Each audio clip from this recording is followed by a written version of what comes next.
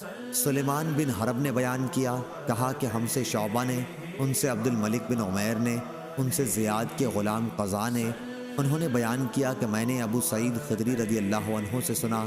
جنہوں نے نبی کریم صلی اللہ علیہ وسلم کے ساتھ 12 جہاد کیے تھے۔ وہ کہتے تھے کہ میں نے 4 باتیں نبی کریم صلی اللہ علیہ وسلم سے سنی تھیں،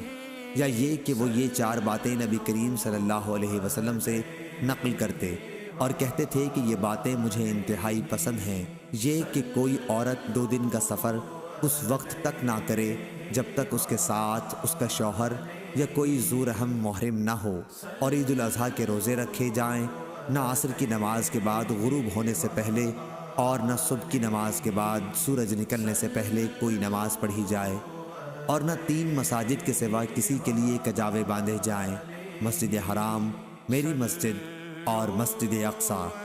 حدیث نمبر 1864۔